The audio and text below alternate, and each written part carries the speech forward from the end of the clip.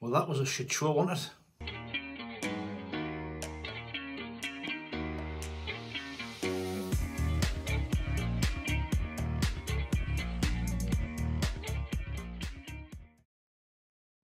Hello all. So like I said in the intro, that was an absolute shit show, that, wasn't it? And I want to write off. Let's just forget about it and move on. Look, yes, you can blame the officiating. Yes, Jarred Gillard had a really, really poor game today. Probably one of the worst displays I've seen at the Stadium Light. And yes, people will say it's sour grapes because we lost the game. But he was really, really poor, to be fair. He was absolutely shocking for the whole game. Having said that, Dan Neil absolutely 100% let the team at all of us down today. When you've got a referee who's having a game like that, you're on a yellow card. On the stroke of half time, what you don't do is go mouthing off at him and give him the opportunity to give you a second yellow card and get sent off. Yes, people say it's harsh. Yes, people say it was an absolute joke. However, the rules are the rules. Everybody knows what the rules are this season. You can't mouth off at referees. He's applied the rules to the letter of the law. Give Danny the second yellow card, and he's cost us the game. Before that, it was a pretty even game. The first 15, 20 minutes, I thought Middlesbrough looked good. They were doing to us what we normally do with teams. They were getting on the ball, they were dominating. You would see that quality. But the second half of the first half, we grew into the game. Robertson, Clark started getting into the game more. But after 17 minutes, Joby, who I thought was off it today, he looked leggy. Maybe it's time for him to have a rest. Maybe this 2-week international break will do him good. But he plays a bad ball back to Dan Neil. It goes past him. Dan Neil goes flying to the tackle. It's a foul. It's a yellow card. It wasn't reckless, but it was a yellow card. But that was Joby played him into trouble. He had to make the challenge, otherwise they were going to break away. Gets the yellow card. And then, like I say, it's an even game. We then lose Niall Huggins to what looks like a groin injury. I'm not sure if it is, but that's what looked like he was holding when he went off. And then, like I say, we're heading towards half time. It's an even game up to then. We win a free kick. Dan Neil then goes moaning at the referee for Jack Clark getting fouled up the pitch 3 or 4 times before they are brought away. Referee, second yellow, red card. And that's us knackered. Then as we're walking off, there's a bit of a scuffle and a fracas. Apparently, Coburn from Middlesbrough has elbowed Dan Ballard. I haven't seen it, I don't know, just what I've heard. But if that's the case, why is it not a straight red for Coburn? Linesman's there, the fourth official's up right next to it. Somebody must have seen something, but it wasn't given. Ballard and Coburn both given yellow cards. So we're down to 10 men. We then make a change at half time. Burstow comes off, who I thought struggled to get into the game again. Too lightweight, not holding the ball up, whether it's the way we're playing. We did try to play some balls over the top in the first half, but they were nowhere near and never looked like coming off. So he comes off, Elshees comes on to try and compensate, went to a back five.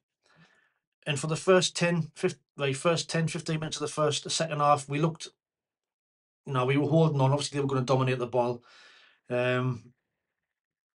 58 minutes, of course it was going to happen. Sam Greenwood, coming back to Sunderland, scores the first goal. And from then, I've used the word, it's a shit show. We felt the bits. We just totally felt the bits. We lost the plot. Didn't know what we were doing. Every time they went forward, it looked as though they were going to score. 2 minutes later, Matt Crooks gets the second goal, and that's us dead and buried. Like I say, we just, I don't know, we just didn't seem to know how to play with 10 men. We couldn't get out. We kept on playing long balls to nobody.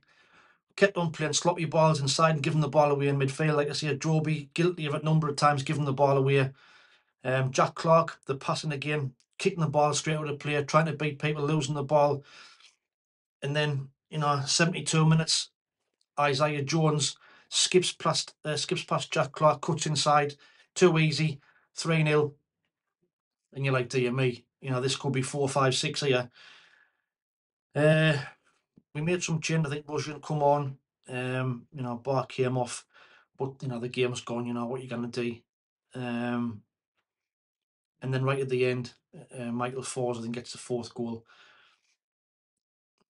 It's just one of them games where you have to write it off. We've got 2 weeks off now. Get the lads back in for training.